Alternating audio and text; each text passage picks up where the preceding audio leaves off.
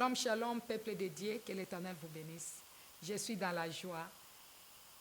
Que le bon Dieu vous bénisse, vous tous qui me suivez partout dans le monde entier. Nous allons partager ce jour sur l'opprobre. Ôter l'opprobre. Oui, bien-aimé, ôter l'opprobre, c'était ça l'intention de David.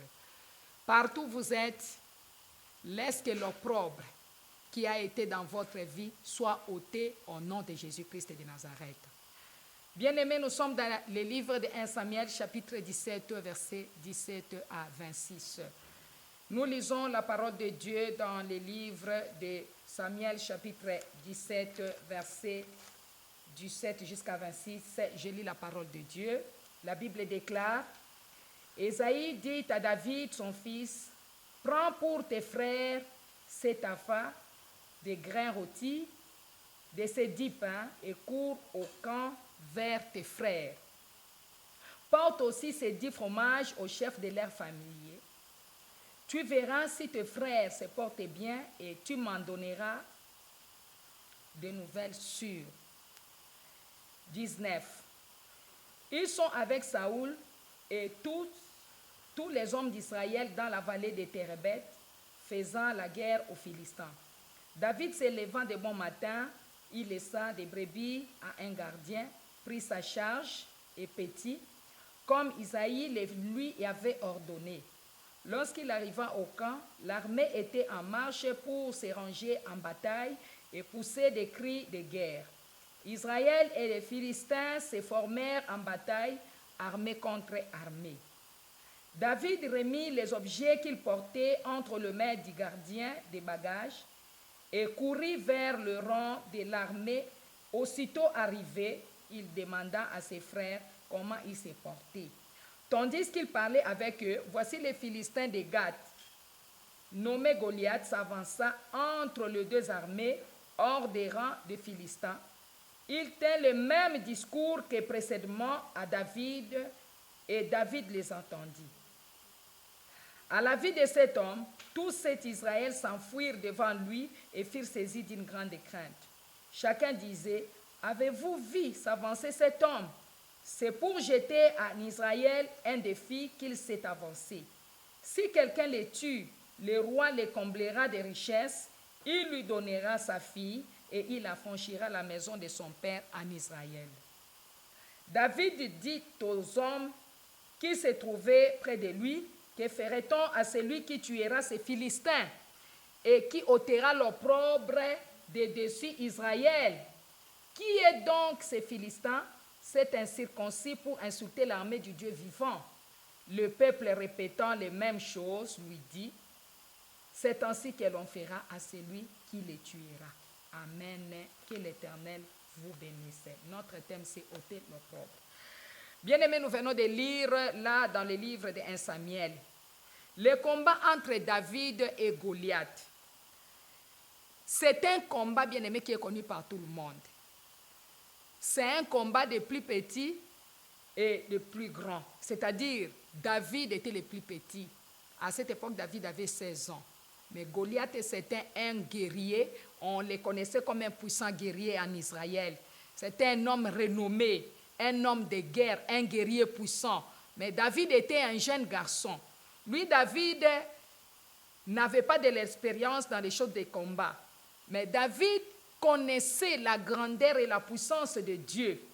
Parce qu'à chaque fois que David gardait les bétails, les bêtes de son père, alors il y avait les lions et les ours qui venaient pour attraper les brebis.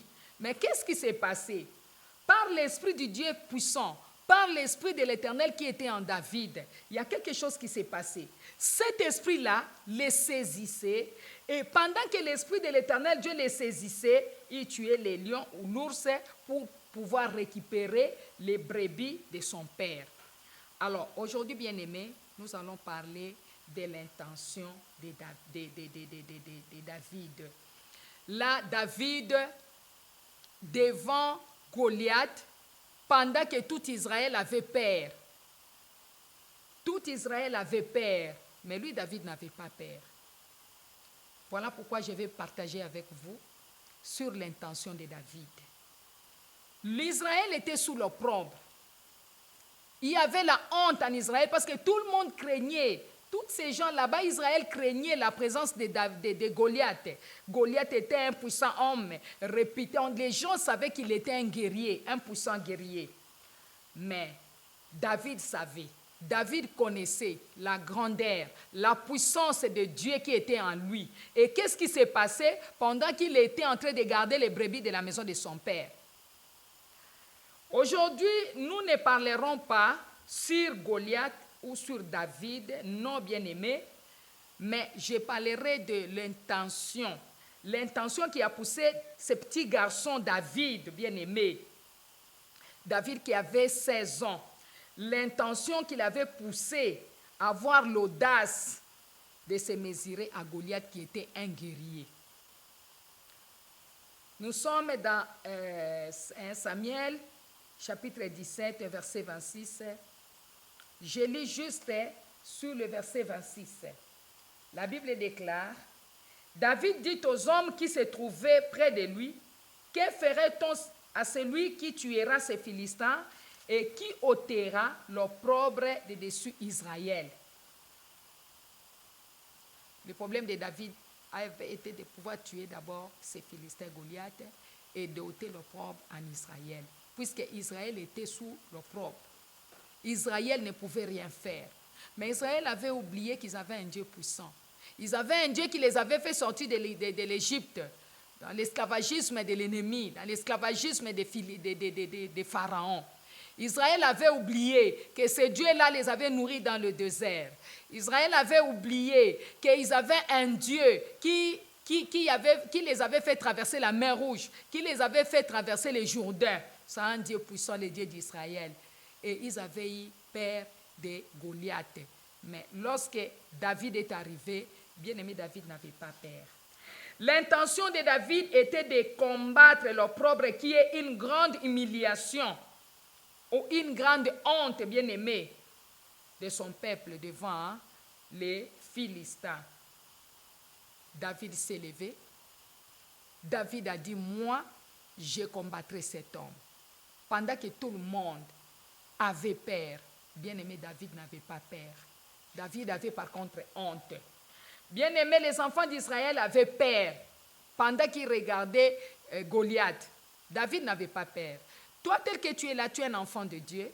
Tu as déjà reçu Jésus-Christ comme Seigneur et Sauveur. Peut-être que tu sers Dieu.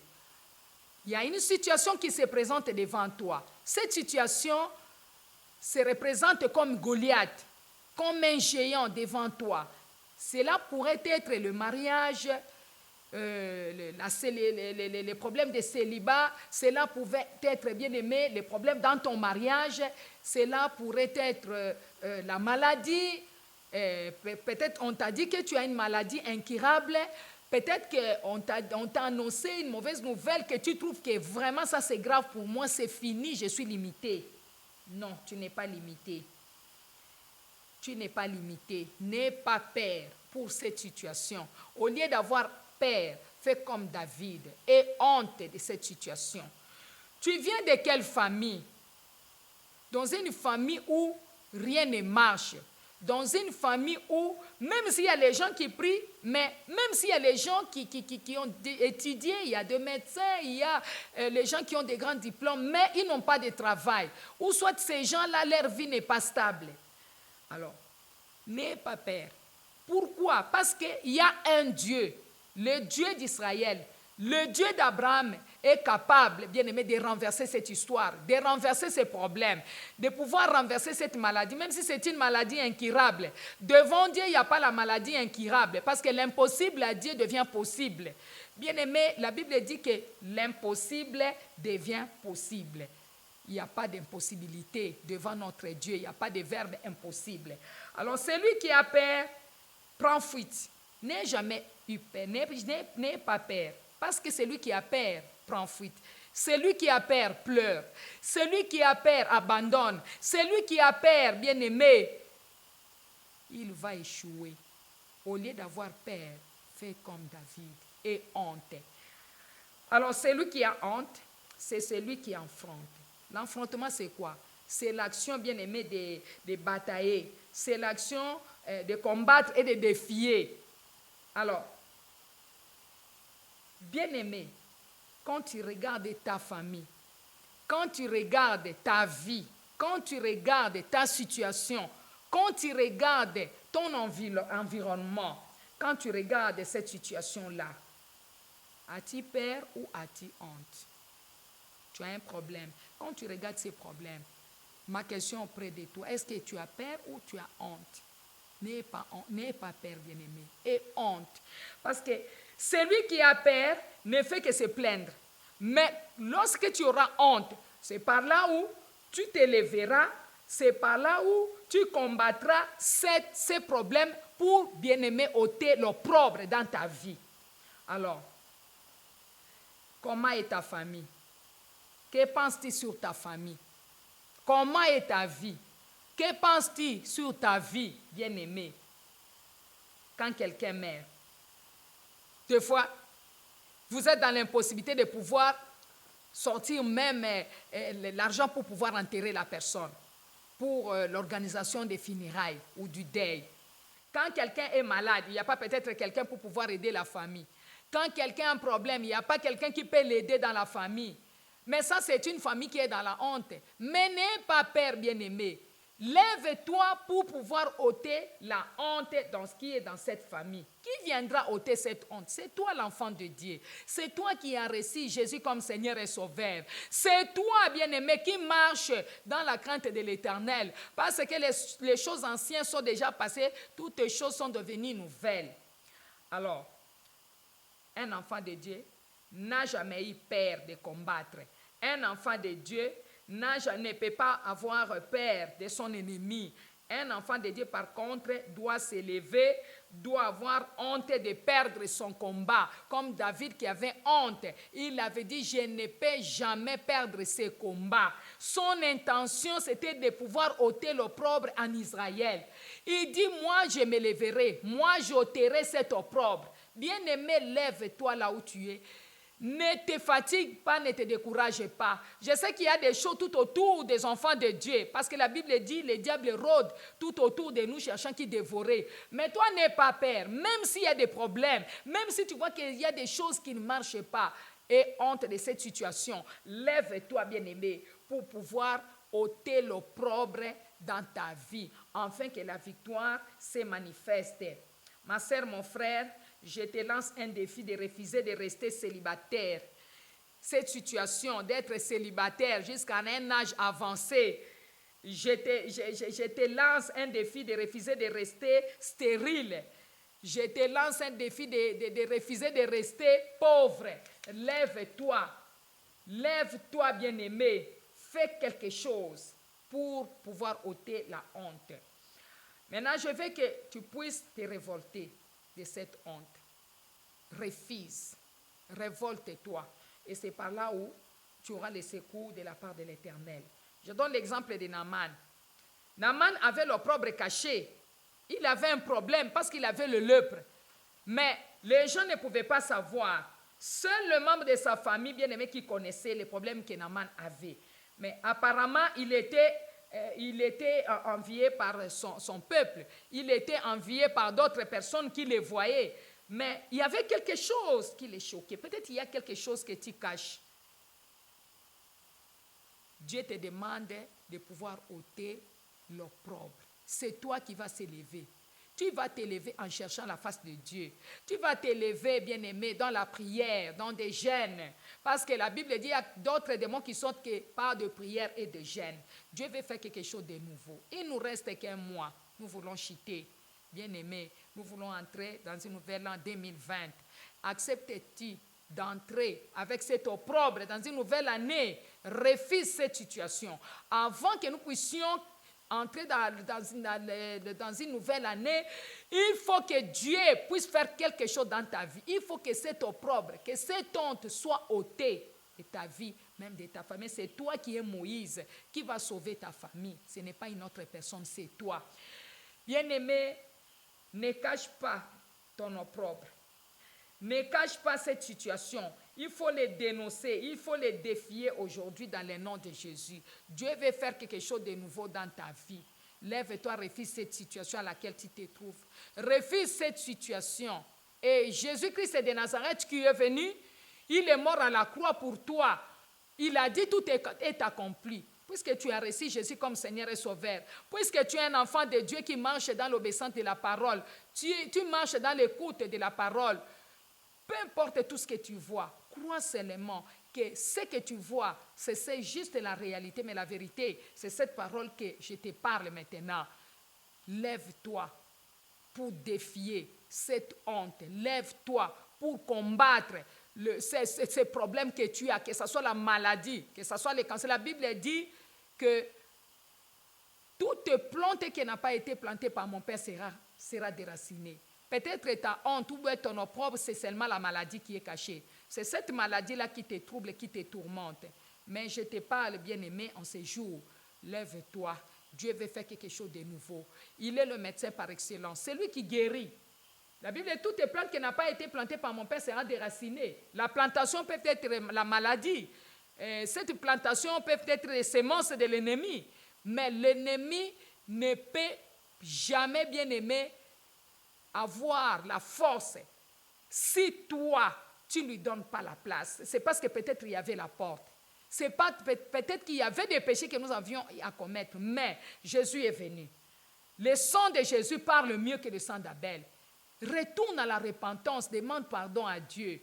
Et ce Dieu-là va s'élever pour pouvoir ôter l'opprobre ou ces problèmes qui se trouvent dans ta vie, afin que tu aies un témoignage vivant. Parce que toi, tu es un témoignage. Ne crains pas, bien-aimé. Jésus-Christ est puissant. Jésus-Christ est Dieu. Il est venu pour toi, il est venu pour moi. Regarde Bartimée. Bartimée avait un problème. Bartimée ne voyait pas. Mais il a entendu que la voix de Jésus, les gens en train de crier. Il a posé des questions. Qui est celui-là? On l'informera que non, c'est Jésus de Nazareth. Bartimée a commencé à crier. Fils de David, aie pitié de moi. Jésus de Nazareth, aie pitié de moi. Bartimée ne pouvait pas accepter cette situation. Il en avait marre. Parce qu'il était sous l'opprobre. Il fallait qu'il s'élève pour pouvoir ôter l'opprobre dans sa vie. Cet opprobre, c'était quoi? C'était l'infirmité, donc c'est-à-dire c'était l'aveuglement qu'il avait. Et Bartimée a crié, fils de David, aie pitié de moi. Jésus a eu pitié de lui. Jésus s'est levé pour guérir et délivrer Bartimée. En lui demandant, que veux-tu que je fasse pour toi? Il dit, je vais recouvrir la vie. Bien-aimé, qu'est-ce que tu veux que Jésus-Christ fasse pour toi, pour ta vie? Jésus-Christ de Nazareth est venu pour ton problème. N'aie pas peur, n'aie pas peur, et c'est ma honte. Et honte, lorsque tu auras honte, c'est par là où tu te lèveras avec décision pour pouvoir chercher la face de Dieu en profondeur, pour que Jésus-Christ puisse te délivrer de cette situation. Que l'Éternel vous bénisse là où vous me suivez. Je sais qu'il y a un problème. Tu as un problème qui amène la perte dans ta vie. Mais Jésus-Christ est plus que vainqueur. Il est venu pour nous. Il est plus que vainqueur. C'est lui qui va donner solution à ces problèmes. Ouais. Nous lisons la parole de Dieu dans le livre de Luc, chapitre 8, verset 43. Je lis la parole de l'Éternel. Nous lisons, là où vous me suivez, dans le livre de Luc, chapitre 8, verset 43. La Bible dit, « Or, il y avait une femme atteinte d'une perte de sang depuis 12 ans et qui avait dépensé tout son argent, tous ses biens, pour le médecin, sans qu'aucun d'eux pût la guérir. Elle s'approcha par derrière et toucha les bords du vêtement de Jésus. Au même instant, la perte de sang s'arrêta. Et Jésus dit, qui m'a touché? Comme tous s'en défendaient, Pierre et ceux qui étaient avec lui dirent, Maître, la foule t'entoure et te presse, et tu dis qui m'a touché? Mais Jésus répondit, quelqu'un m'a touché, car j'ai connu qu'une force était sortie de moi. Que l'Éternel vous bénisse là où vous êtes. Bien-aimés, là c'était la guérison d'une femme malade depuis 12 ans. Cette femme avait la perte du sang. Cette femme en avait marre. Cette femme avait honte. Alors, Elle ne pouvait rien faire. Pendant que Jésus s'approchait, la femme suivait Jésus derrière et la femme s'est dit, je vais toucher sous les bouts des vêtements de Jésus. La femme est allée toucher les bouts des vêtements de Jésus. L'intention que la femme avait, c'était l'intention de pouvoir ôter la honte dans sa vie. C'est-à-dire la femme avait la honte. Mais elle s'est dit, au lieu que j'ai peur de m'approcher de Jésus pour pouvoir toucher Jésus, je dois avoir la honte de ce que j'ai. Et je dois sûrement s'approcher pour aller toucher Jésus. Secrètement, elle avait cette décision, elle était déterminée. La femme s'est approchée de Jésus. Elle a touché les bouts du vêtement de Jésus. Même Jésus a senti cela. Parce que dans le verset 45, Jésus dit, qui m'a touché? En touchant Jésus, Jésus a senti qu'il y avait une force qui était sortie de lui. Bien-aimé, celui qui veut ôter la honte, celui qui a l'intention de changer sa vie, de changer sa destinée, il ne peut jamais rester tel qu'il est. Il ne peut jamais rester dans la peur, dans des choses inutiles. Je disais que la peur, celui qui est dans la peur ou celui qui a la peur demeure dans des plaies, dans des critiques, dans des mensonges, dans des lamentations, ainsi de suite. Mais celui qui a la honte, il s'élève pour chercher à affronter cette honte. La Bible dit, Jésus répondit, quelqu'un m'a touché, car j'ai connu qu'une force était sortie de moi. Lève-toi là où tu es. Jésus t'attend. Ton sauveur t'attend. Il veut que tu le touches. Lève-toi pour toucher Jésus. Pour que cette honte, bien-aimée, tombe dans ta vie. Même si c'est une maladie incurable. Auprès de notre Dieu, il n'y a pas de maladie incurable. Car toute maladie, je disais, ce sont seulement des semences. Or, c'est possible que toutes tes semences soient déracinées. Quand Jésus a dit, toutes les plantes que mon Père n'a pas plantées seront déracinées. Même si c'est un problème qui a duré des dates, bien aimé, Jésus est capable.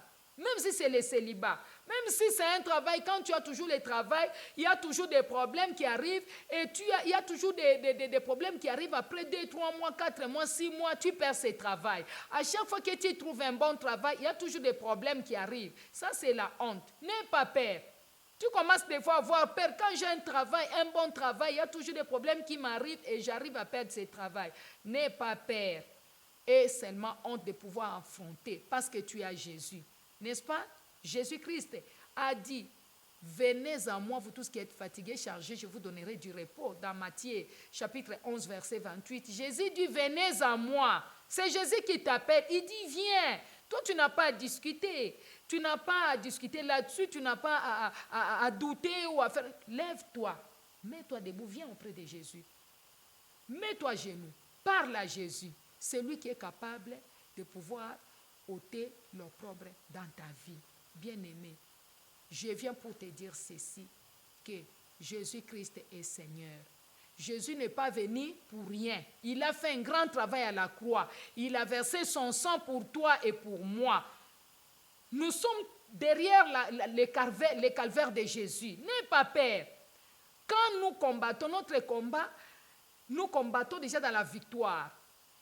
Nous ne combattons pas dans les... C'est dans la victoire que nous combattons. Parce que Jésus a déjà remporté la victoire pour les combats que nous combattons. N'aie pas peur. Ne crains pas. Lève-toi seulement quand Jésus est avec toi. Il dit, venez à moi, vous tous qui êtes fatigués. Parce que Jésus a vu que nous avons des bagages, nous avons des surcharges, nous avons des fardeaux, nous avons des jougs. Nous vivons sous la servitude. Où notre vie a déjà été bloquée, où on nous avait déjà mis dans des cages maléfiques, où, bien aimé, nous avons été cadenassés par des cadenas maléfiques. Notre vie a déjà été cadenassée. Donc, même si nous faisons quelque chose, même si nous avons le travail, dans peu d'état, le travail tombe. Même, tout ça, ce sont des problèmes que nous rencontrons. Mais n'aie pas peur, lève-toi. Avec détermination, avec une ferme assurance, comme la Bible nous dit, approchez-vous du trône de la grâce de Dieu avec une ferme assurance, afin d'obtenir les solutions à tous vos besoins. Oui, bien-aimés, la Bible dit, ne craignez rien. Venez à moi. Viens auprès de Jésus. Si tu ne l'as pas encore reçu comme Seigneur et Sauveur, il t'attend. Venez à votre conversion. Jésus-Christ de Nazareth vous attend. N'ayez pas peur. Ne tiens pas compte de ce que tu vois. Ne tiens pas compte de ce que tu vis. Crois seulement. Nous vivons dans un monde où il y a des combats. Tu dois savoir que c'est les plus forts qui dominent sur les faibles. Et c'est la spiritualité qui domine sur les physiques. Ce que tu dois faire, c'est de pouvoir demander la puissance de Dieu. Tu dois bien aimer vivre sous la puissance de Dieu. Quand celui qui n'a pas la puissance sera manipulé. Nous vivons dans un monde où il y a de la manipulation impossible. Tu as besoin de pouvoir demander la puissance de Dieu. Ce n'est pas pour rien que Dieu nous dit dans le livre des Psaumes, chapitre 28, verset 29, vous pouvez le lire là où vous êtes. La Bible dit, j'ordonne que mon peuple soit puissant. Ton Dieu ordonne que tu sois puissant. Si ton Dieu ordonne que tu sois puissant, ce n'était pas pour rien. C'est parce que Dieu sait qu'il y a d'autres puissances qui viendront pour te combattre dans les rêves. Quand toi tu dors, il y a des puissances qui viennent. Et quand toi tu dors, tu vois un homme, par exemple un mari de nuit. Cela veut dire qu'il y a une puissance qui est au-dessus des pouvoirs ou des puissances que toi tu as. Et ton Dieu maintenant ordonne que tu sois puissant. Bien-aimé, quitte cet état-là de la honte. Décide-toi. Tu dois quitter cet état de la honte. Tu dois ôter l'opprobre. C'est toi, ta famille t'attend, toi. C'est toi qui vas sauver ta famille. C'est derrière toi que ta famille sera sauvée. Qu'est-ce que tu attends? Tu dois ôter l'opprobre de ta famille. Alors, Jésus a senti qu'il y avait cette femme qu'il avait touchée. Cette femme vivait dans la honte.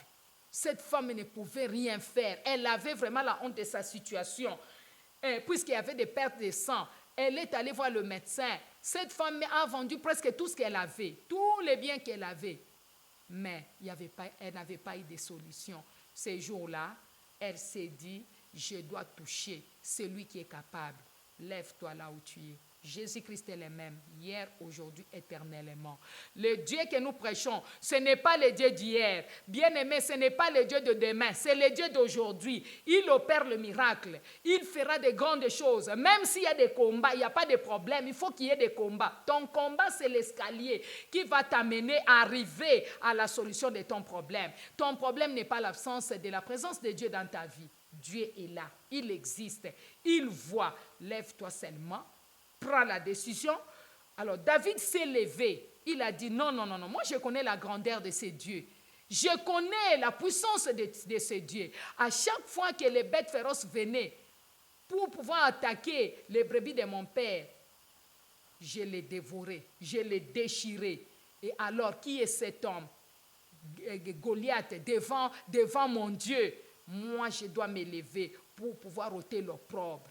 L'intention de David a été de pouvoir ôter l'opprobre. Tu as quelle intention? Tu dois avoir l'intention d'ôter l'opprobre dans ta vie, dans ta famille, même si c'est une famille pauvre. Nous ne sommes pas des pauvres parce que Jésus-Christ est notre Seigneur. Tout lui appartient, toutes tes richesses dans les cieux, sur la terre et sous la terre. Tout lui appartient. Et nous sommes son peuple. Il nous a appelés, même si notre destinée a été déviée. Même si nos étoiles ont été vendues, même si bien aimé on t'avait vendu, même si on t'avait volé tes capacités, ou bien tout ce que tu as, on t'avait tout volé dans la nuit par exemple, dans les rêves. Tu dormais par exemple où tu as l'habitude de voir que les gens viennent te voler ton téléphone, on vient te voler ton sac, on vient te voler tes histoires. Ce sont les voleurs de la nuit. Mais la Bible dit dans Jean 5, verset 17, mon Père agit jusqu'à ce jour et moi aussi j'agis. Notre Père est là, il agit. Jésus-Christ de Nazareth, son Fils, agit. N'ayez pas peur. Même si on t'avait volé la nuit pendant que tu dormais, et tu as eu à négliger. Pendant quelque temps, tu as vu que les choses ne marchaient pas dans ta vie. Jésus-Christ est Seigneur. Crois seulement. Lève-toi avec décision, avec détermination, parce que Jésus veut faire quelque chose de très important dans ta vie. Jésus-Christ veut te délivrer. Jésus-Christ veut te sauver. Jésus-Christ veut ôter la honte qui est dans cette famille-là, dans ta vie personnelle. Cette honte où rien ne marche depuis que tu as commencé. Rien ne marche. Peut-être que les choses marchent, mais il y a une maladie qui est cachée. Cette maladie-là, c'est ça la honte. Tu dois t'élever pour que cette honte soit ôtée dans ta vie. Que l'Éternel te bénisse. Nous voyons comment cette femme s'est décidée. Cette femme n'avait pas peur de la foule. Elle a dit, j'irai, je m'approcherai de cet homme de Galilée et je toucherai seulement. Alors, elle a osé. Alléluia. Que l'Éternel vous bénisse, bien-aimés. Cette femme a osé. Tu dois oser. Ne reste pas calme là où tu es. Peut-être que tu as eu à te décourager pour les choses de Dieu. Ne te décourage pas. Les combats sont partout. Dans ta famille, au travail, même là où nous étudions, partout où nous sommes, il y aura toujours des problèmes, il y aura toujours des combats. Mais toi, ne te décourage pas, n'ayez pas peur et seulement honte de ta situation, parce que nous sommes dans un monde où c'est les plus forts qui dominent sur les faibles et c'est la spiritualité qui domine sur les physiques. Je prie pour vous dans le nom de Jésus. Comme je prophétise et je prie maintenant, de grandes choses se manifestent dans ta vie. Je déclare que de grandes choses se manifestent avant que ce mois de novembre s'achève, que l'Éternel Dieu puisse te visiter là où il est, qu'il vous visite là où vous êtes. Si vous êtes nombreux en train de me suivre, si tu es seul, que la puissance de l'Éternel se manifeste dans votre vie. Vous serez loin de nouveau au nom de Jésus-Christ. Vous serez renforcés, bien-aimés, de nouveau. Vous serez rafraîchis de nouveau par la puissance du Saint-Esprit. Oh, Dieu Tout-Puissant, Dieu d'Abraham, manifeste-toi dans la vie de ton peuple au nom puissant de Jésus-Christ. J'en suis prié. Amen. Que Dieu vous bénisse. C'est moi, Maman Denise, la révérende Denise Matenda des ministères Chemin des Vainqueurs. Nous sommes sur avenue Dundi, numéro 19, référence à côté du lycée Pico. Lemba, Super. Vous prenez la direction de la commune Bien-Aimée, juste après lycée Pico en diagonale. C'est là où nous sommes sur le chemin des vainqueurs. Que l'Éternel vous bénisse, car sur le chemin des vainqueurs, la victoire est certaine. Avenue Dundi, numéro 19. C'est votre humble servante, Maman Denise Matenda. Que l'Éternel vous bénisse. Ne craignez pas. Jésus-Christ est Seigneur. Il continue à opérer de grandes choses et il continuera à opérer de grandes choses dans votre vie, dans le nom de Jésus-Christ. Amen.